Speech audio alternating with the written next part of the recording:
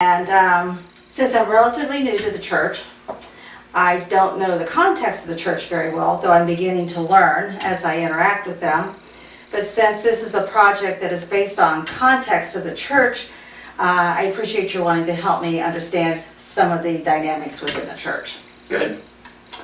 One of the things that we are doing is the journey, and which is very much has to do with the context in the church, being involved in telling this church's story, and are wanting to move into our future.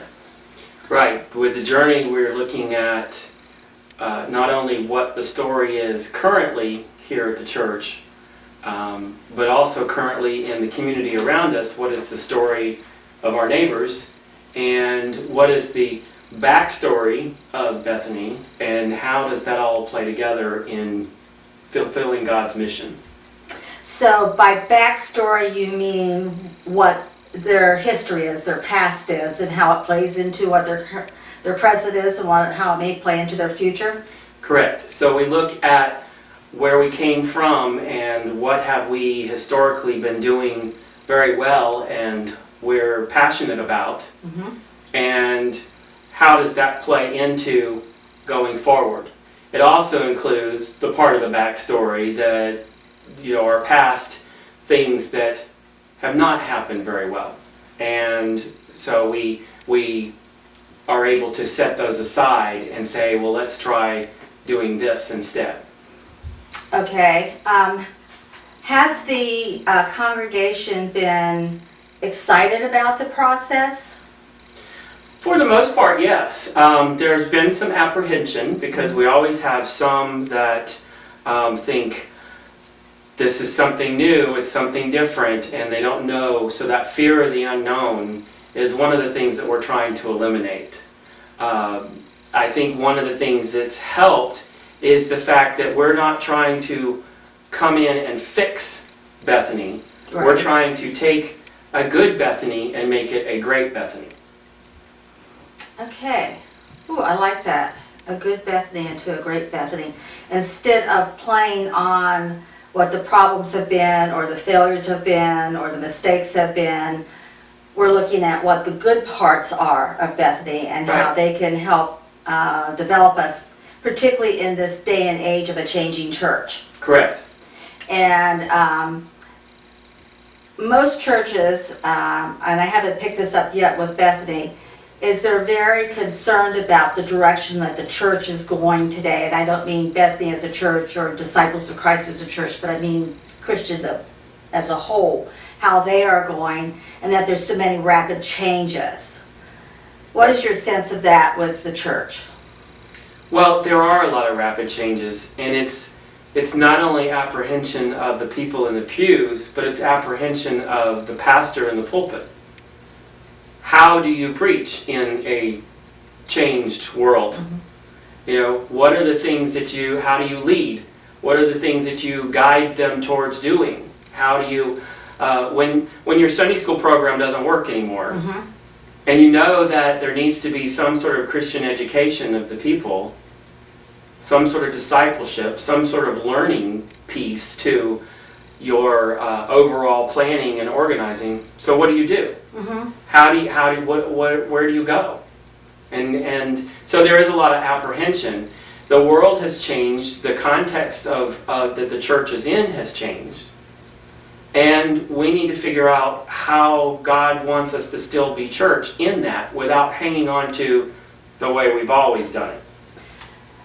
Which is a phrase we hear frequently, which we heard that a lot at my last pastorate. But I see we're in a good spot here in the sense that we are multi-generational. Yes, we are multi-generational, which helps us in one sense in that we have different views of what is needed for the church and how the church is to be. On the other side of that is that we as the leaders of the church have to keep in mind that your communication has to be in multiple different ways. I have people that want text, I have people that want an email, I have people that want a phone call, And I have people that they don't want any of that. They want it in a written form, like a newsletter or a document or a bulletin insert, something like that, that they can take home and read. So we have to communicate in a variety of ways to all these different people. So it's helpful to have multi-generational, but you have to keep in mind that that also entails certain things that you have to do differently than you would have in the past. So I have to learn who likes to be texted. I have to learn who likes to be emailed. I have to learn who likes a phone call. Those who prefer a written document such as a bulletin or a bulletin insert or a calendar or a newsletter Right. or a face-to-face. Correct. And if my experience is on target, 50% of the time it doesn't work anyway. And you have to follow up with them again. Right. Doesn't matter which form it is. Speaking of communication within the church with the multi-generations, which I'm not used to working with, how is communication between the generations? Sometimes it's good. Sometimes it's troublesome. And what I've picked up on has a lot to do with how they listen to each other and what they are hearing from each other. Sometimes one generation will be speaking in a certain way, they'll be referring to certain things, and the other generation is completely lost. They don't know what they're talking about. Now, would one of our regeneration, which is our young adults, would they understand what a vinyl record is? Maybe. It's possible that these 20-year-olds might still get it. And the only reason I think they might know what a vinyl is because vinyls are popular again. Are coming back. Right. But when you talk about things like a time period before cell phones, they don't understand that. They don't understand how we even lived without a cell phone. They don't understand how we lived with a cell phone that only made phone calls. I remember the days when you had a party line and you could pick up and listen to your neighbor gossip. Right. But that's another. I don't remember those, but I know, I'm over here. Communication. We seem to be also hearing about communication within the regional church and the general church. yes. And one of the things that our president and general minister has pointed out that she would like to see us go back to as our roots as a movement from the 1800s to Stone, Campbell, and Barton, and that we talk about being unified and that we're not our little individual cells here, here, and here, either in our cultural standard or our age group or the fact that we're very traditional or that we're very emergent, that as a church that we need to come together, and that there seems to be a disconnect to them. When people think about unity, they think about everybody thinking the same and doing the same. And the message that we have got to try and get across is that we are all of one body, in the body of Christ. That's how we are unified, but we can still maintain our differences. Correct. That is a, with her book coming out and with the churches getting involved with looking at wholeness, looking at the unity that's there, looking at the identity statement, and how that pulls us all together is really important, especially in this day and age. You know, the context has changed, and the assumption from the old days that, you know, we have different denominations or we have different types of churches even within one denomination, and that can't happen. And so they would try to get everybody on the same page in an agreement. Whereas now we need to be able to have that unity with diversity. Right. Diversified in ethnicity, diversified in the theological thinking, diversified in the version of the Bible that we use, diversified in whether we use drums and guitars and amplifiers or we only have an organ. You know, diversified in all these different ways of being church and doing church, but still unified as the people of God. So, if I'm understanding this, is that as a church, as a denomination, as a movement, totally, we have to be able to reflect the world. And the world is diverse. And in that diversity, we bring a lot to the table because we are unified through Christ. Right. Well, think about it this way. Where you have come from before you came to Bethany wasn't reflecting diversity Right. on many different levels. Right. They had become unified, but they'd also become very singular in demographic, in theology, in their way of doing church. You know, how you have to have a board and you have to have all of these things in order to be a church. So they'd kind of narrowed down, and so that caused major difficulties in them continuing on.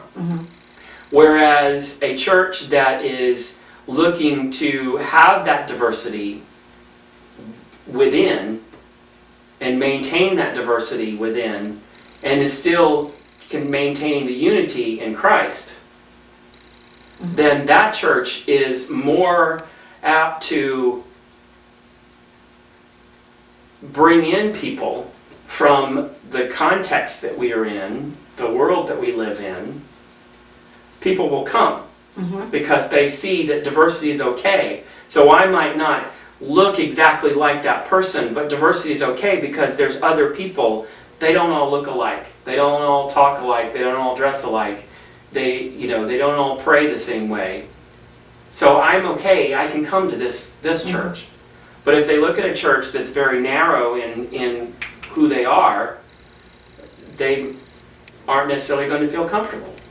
So a postmodern person is going to look at that. They look for that unity that has diversity built in.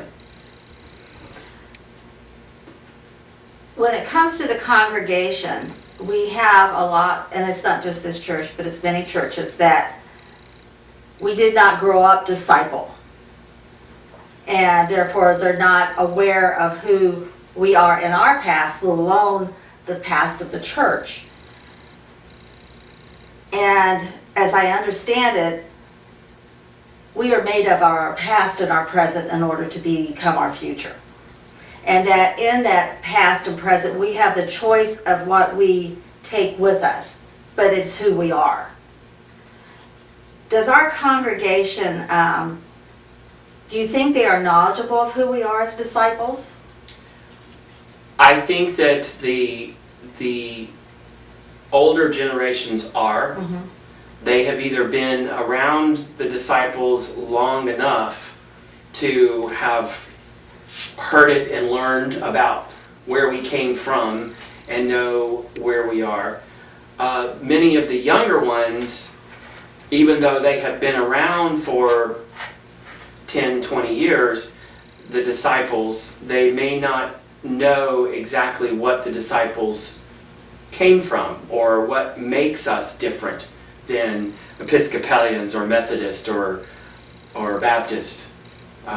So that then becomes the job of the pastor and the leaders of the church to continue to try and find ways to introduce and educate the younger ones or newer people to the disciples, and continue to lift up who we are and where we came from and what makes us who we are. I just came back from a conference where there was a lot of younger people who are going to be our future leaders within the church. I came back very energized. But I heard from them, because some of them are not going to disciple seminaries, they're going to other types of seminaries, that they do not, if they knew what our history was, they are happy to be disciples for what Disciples offers them. And I think that's very exciting for something that we could be doing within this church, along with our mission, because I think they go hand in hand. And that's a place where I'm going to need to start learning the different groups within the church. And one of the things that I've observed, and you can let me know whether I'm on target with this, we seem to be a large group of people, but we have all these little pods in it. And sometimes these pods don't necessarily intersect or interact with one another. Right. Sometimes the pods overlap, sometimes they don't. Sometimes they communicate well with each other, and sometimes they don't. And yes, that is a part of Bethany. It's pretty much a part of most of the churches, disciples churches that I've been involved in. There have been pods within. And that can be a good thing, but it can be a bad thing if it's let to go to the extreme, and where you don't try and get them at least interacting at some point. And when they all start separating and intentionally avoiding each other, Right. then you can begin to have problems. But as long as they are within their group, but then they have some periods of overlapping and they communicate with each other, then it should be all right. I'm really interested in these kind of observations because, like we've discussed, that I come from a one-dimensional church, so to speak, and I have not had the ability to interact on several different levels. And that Bethany is more an example of what most churches are within, not even just this denomination, but mainline denominations, period. Right. We're cross-section. Unlike most mainline congregations, we don't have a doctrine, we don't have a creed, we don't tell people how to think, we just nurture them along in their faith development. Correct.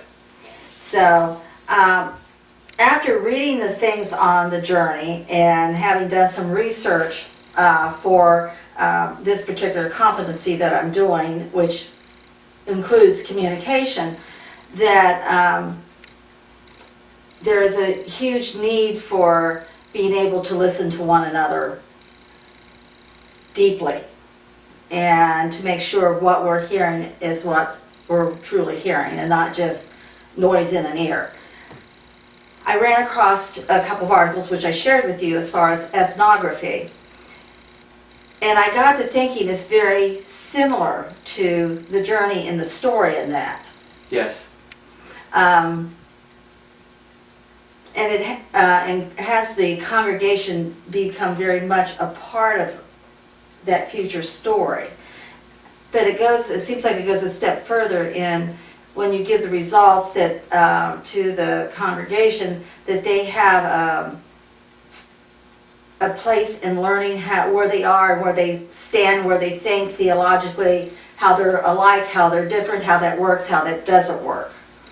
Yes. And have you used how do you listen to your people, either as a group or as an individual? One of the things that I've always tried to do was to focus on the questions that I ask in order to get them talking about themselves. And if you learn that art of asking the right questions, questions that force them to reflect and to share about something, and if you get the question to the point of where they're talking about their own life or their own self, then they begin to feel at ease, and they're able to share. And so sometimes you can get them going, and then all you have to do is listen to what they're saying. The trick is to also get them to listen to themselves. Okay. So you have to listen to what they're saying, think about what question you're going to ask that will get them to either continue on or get them to come to a point where they go, oh, yes, okay, I see. You know, and then they begin to take on that and they begin to talk about it, and you've touched something within them to help them grow beyond whatever the situation is or the need that you're discussing or whatever the reason that brought you together to talk. And that can be for the group and it can be for an individual. So I always felt like it's really important to listen and then try and formulate the questions while I'm listening so that it helps draw them out and keep them talking. Which means you cannot have any distractions. True. When you are working with someone, especially when it's an important time with a group or an individual, you really need to have just put those distractions aside. You need to schedule it in so that you can make sure that everybody is together. Storytelling is a big part of what we're learning, and you do very well in telling stories. Was the congregation comfortable with telling their stories? I think they are. Okay. I started that when I got here. Oh, okay. One of the first things that I did when I was called to Bethany, within a month or so, there was the series of get-togethers. And we had it with about 5 or 6 people, so it was very intimate. We didn't have it here at the church, we had it at someone's house.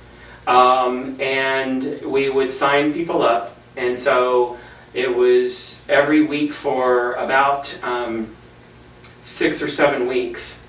We got together with this little group, and I would tell them about myself and where my background is from, and I tell them that I'm a theological mutt and all of this background of different philosophies and thoughts in who I am, and then we would talk about, Susan would share about where she's coming from, and we would talk about who these people are. And so we would just go around the room talking about ourselves and getting them to tell their story of who they are, where they came from.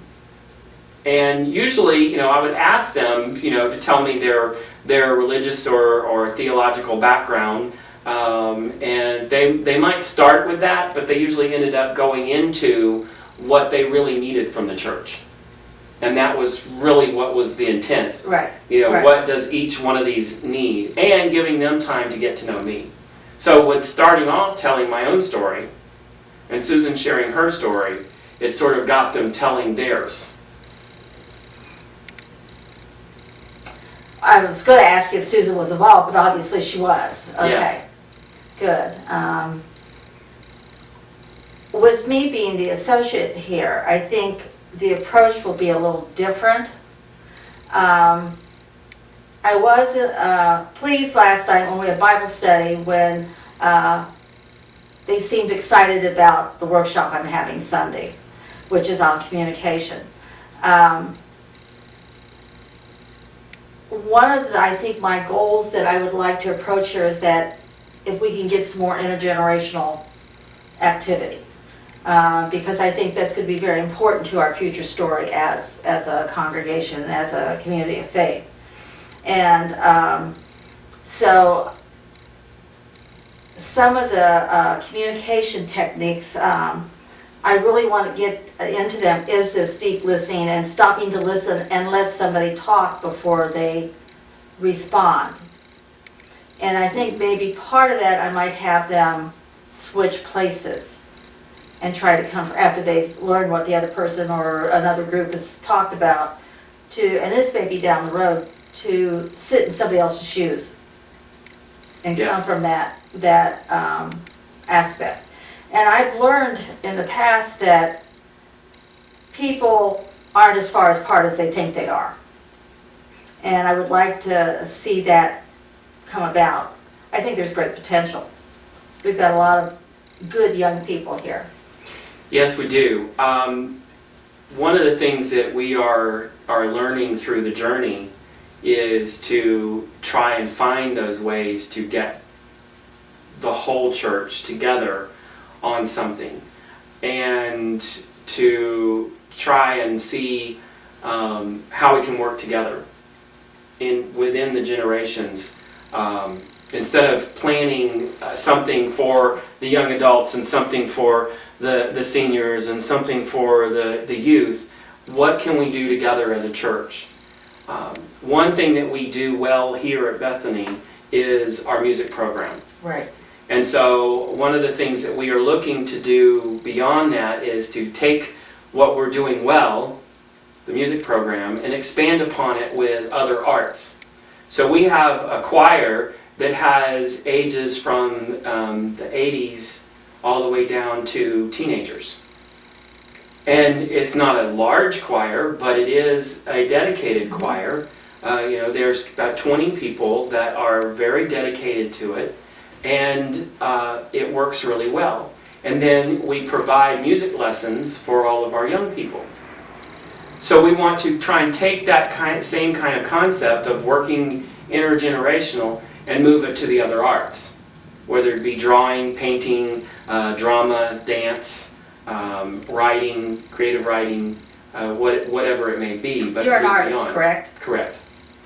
So that's one of the things that we're looking at. And another intergenerational aspect is, we have 5 acres here of land, and so we're looking at the thought of doing a community garden. And one of the thoughts that came along with that, and it actually came from one of our teenagers, was to have some raised beds so that some of the older folk can participate too without having to bend over. And they can have a border around it where they can actually sit and work. Oh, that's cool. So, there are ways of being multi-generational, but we just have to discover what it is that we... How Bethany does it. Yes. I know that, and it's not unusual from any church, where you have hit and miss who wants to be involved and those who stand on the side and go, have fun. And I know that has frustrated you. How, as a pastor, and I think you're not just alone in that situation, how do you, I don't want to say resolve it within your life, but how do you integrate it into your pastorate, knowing that it's something that may drive you nuts? It's tough. And I think that one of the reasons it's tough for me is previous church had a lot less of that. Right. Where there were leaders that if you needed something, you would say, could you take care of this? And they would immediately go and get a group together and get it taken care of. Coming into here, and I was warned about this from the very beginning, that previous pastor specifically told me that she babied them. and did everything for them.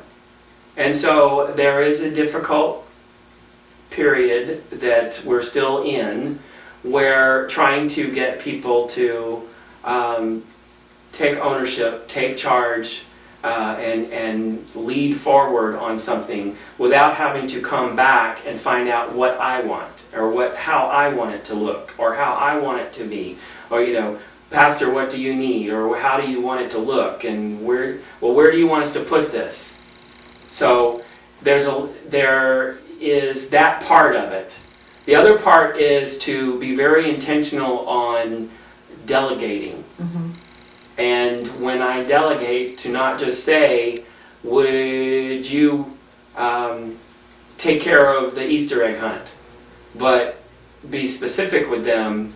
You're planning and organizing and getting your own group together to take care of the Easter egg hunt. So you have to be very specific in what you desire. Right. I don't have any preference. I want you to take care of it. And so I'm trying to delegate, but with them my blessing. And the reason that I try and do it this way is I go back to in Ephesians, it tells us that the church's job is to encourage and equip people. So leaders in the church are to encourage and equip others to do ministry. Right. And so I have, from the very beginning when I got here, have said, it's not my ministry, it's our ministry. And I continue to try and bring people to the table and educate them or equip them or help them know that they're already equipped. Right. Help them realize that they have a gift or a talent that they didn't. And that they can serve in this role and go forward. The trick with that is not so much with the young people, because they tend to latch on things and go. It tends to be with the older ones who think, oh, I've done all of this stuff and I can't do that anymore. So therefore, my ministry is to sit here and wave from the sidelines. Yes. And trying to get them to realize that God still can use them. Oh yeah. I'm well aware of that. Doesn't matter what the age is. That's right. God still can use you. So what I'm going to take away from this is that in evaluating and bringing people together to work on projects, I have to be very aware of what their mindset is, what they think their ability is, their energy level, and essentially their interest also. Yes. Okay? And how do we learn that? By asking questions and listening to their answers, and then getting them to talk about themselves. right. So it all comes back to this active listening. And you can't do anything without listening. And I think that's where we've had breakdown in the church over the centuries, is that we may hear, but we may not listen, or we listen with a bias of what we think we're hearing. Right. And I think that is another big issue with interactions with people. We all can watch the same ball game, and all of us can come away with a whole different perspective of it, in the sense that I may say, they're rotten. They just didn't do all this. When you're going, look how improved they were over last week. Perception. Yes. And You find a lot of that on Sunday mornings.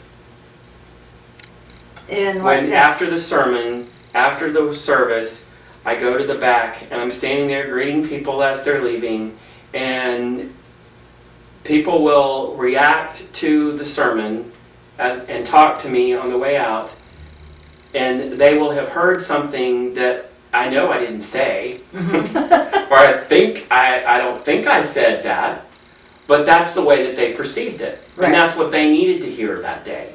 And they're just happy as can be because, or they feel like something nudged them and, so I must have been speaking to them, and I wasn't speaking to anybody in specific. And so, that perception thing, they hear based on what's going on in their life that day and the day before and before, on the drive over to the church. They hear the sermon based on the context of who they are and everything that's going on. And so they will perceive something different. When did you find in your ministry here that they became a little bit more open into, for lack of a better word, critiquing your message? It was probably close to a year after being here. That first year is still the honeymoon. Right. And they were still, were walking not on eggshells, but walking softly, or, they didn't want to say anything bad about anything that I said or critique anything that I was doing. So after that first year, then they began to relax a little bit more. He's not going anywhere, this is going to be okay. Mm-hmm. And so then I began to get a little bit more critique back on different things. Because you or I, either one, cannot continue to function in a helpful, nurturing, spiritual education way unless we know how we are affecting them. Right. And if we don't get back feedback, even if we may not particularly like it, if we continue in that same vein, it's not helping anybody. Right. Right. Okay. And part of it would be that I had to learn who I could ask. Okay. Even today, there will still be people that will walk out the door and they'll say, good sermon, and that's it. That's all I ever get from them. I don't know whether they're afraid to critique it or afraid to say at some point, but there are certain others that I can go to and they will bluntly tell me, okay, you went from preaching to meddling today. You gave me a lot to think about, and now I got to go home and deal with this. Mm-hmm. So, or I really didn't understand what you were saying. So I have to know who to go to and ask. I find that somewhat amusing because it's what I did at Pulpit Supply here once, and I can't even remember what I was preaching on at the time, but apparently I had used an example of being in a board meeting. And somebody on the way out the door, now I almost think I know who it is after having interacted with the congregation some, is that you were almost meddling in our business. Right. And it's kind of nice to see that frankness, but I hope there will come a day that I can say, well, maybe it's a message we need to look at. Right. Is this something God is calling us to do? And of course, I just knew in school, and probably one of my first sermons, I was like, okay. But I'm at the point, I do have people go out and say, I really enjoyed your sermon, I like what you had to say. But I have, one of our professors suggested that what we do is not on Sunday morning, but say at a Wednesday evening Bible study, say, well, what did you think of the sermon on Sunday? Can you give me any feedback? What did you think it was about? Or just listen to them talk. And I've had some really strange things come out of what the point of my sermon was, which was not the point of my sermon. Right. Which is another form of communication. So we have to be really cognizant and aware of what we're saying up there, because while we are preaching the Word of God and hopefully we are speaking a truth, that we don't go off on a tangent someplace. True. But keeping aware of not going off on the tangent, not preaching as a reaction to something that happened at the church. that week Mhm. or that month, because you don't want people to think that you are pinpointing them or using them as the point of your sermon. You don't want them to feel like you're oppressing them or coming down on them or making them be seen in a different light. And I have seen that happen. Yes. I have relatives who have said, that sermon was aimed at me because blah, blah, blah, blah. And I'm going, well, maybe not, because it is a universal issue or it is a universal problem, and maybe you're just feeling sensitive about it. But do you watch the responses of the people sitting in the pew on Sunday morning? I used to. Mm-hmm. I don't anymore. And the reason that I used to, well, the reason I don't is because when I used to, I would see a response and then I would start trying to think, well, why are they reacting that way? And what I had to come to realize was, you don't know what is going on with that person. So if they, make a face or something, it might not be what I just said that caused the reaction. It could be any number of things. Could have had heartburn. You could have had heartburn, Yeah. Or they could have had somebody say something to them when I wasn't looking. Right. So I don't know what their thing is. The other part was that the church where I was before had about 5 or 6 retired pastors in there. And so I had to learn to not look to them to make sure that what I was saying was right, because if they made a face or turned their head or did something, again, it could be a reaction to something else going on or heartburn or whatever, and I was taking it as, oh, I just said the wrong thing.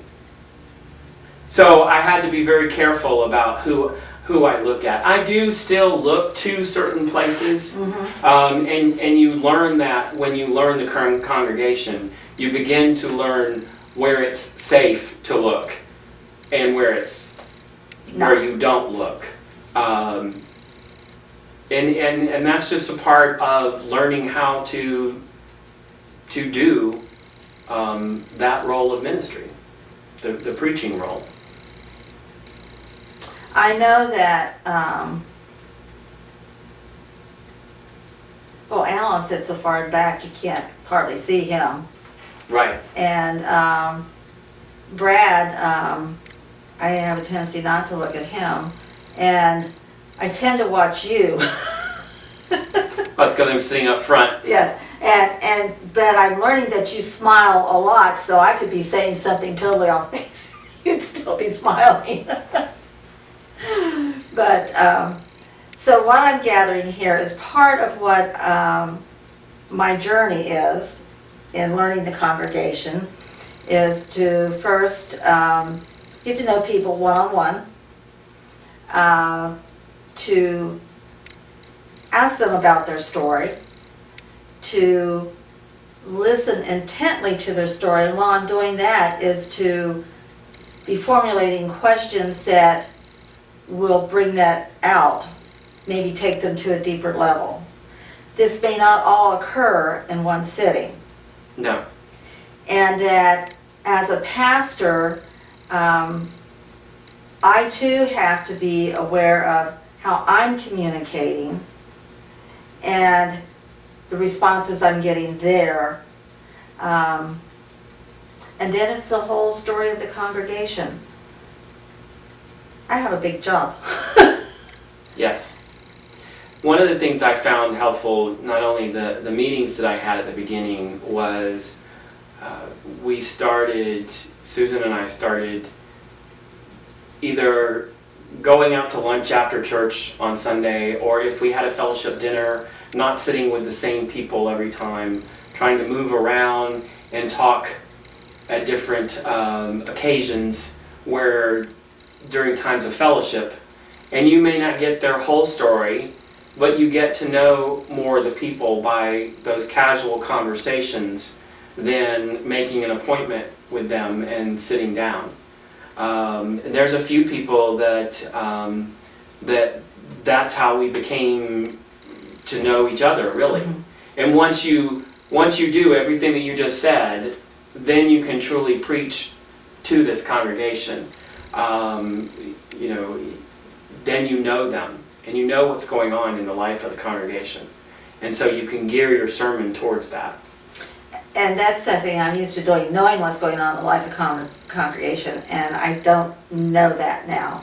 And so, not that I'm preaching generically, but because we stick to the lectionary, I try to do an exegesis that I think will fit most of the congregation.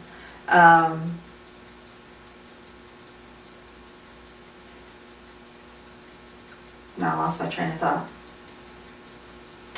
And it will probably take me a year and a half before I really get comfortable in this. How long did it take people to start trusting you to come to you with divulging some of their life with you? Again, it depends on the generation. The older generation, by the authority of being the pastor, felt like it was okay pretty much from the very beginning. The younger generations, under 20s, teenagers, kids, they tend to just jump right in there telling you what's going on in their lives. It's that middle group that needs to be reassured. So some of them were right away, and some of them it was more about 6-8 months at least. Okay. Sometimes it's like having a toddler that you're trying to encourage to be independent. That yes, you can pour your milk on your cereal, but you need to do it with a pitcher. And to nurture them along in that sense. To build the esteem, build the self-confidence, so there may be more time and energy involved in the beginning to get them to be independent leaders than they are now. Yes. I thought I was done raising toddlers. Now you got a whole church full. That's right. I felt very welcomed here, so I am grateful for that, and you've certainly been more than gracious. Encourage and equip, that's what we're supposed to do. I read that someplace. Well, James, thank you for meeting with me today, and I've got a lot to think about and a lot to take off with me, so thank you. Let's see if I just hope the sound, well, it's still recording, so thank God it didn't kick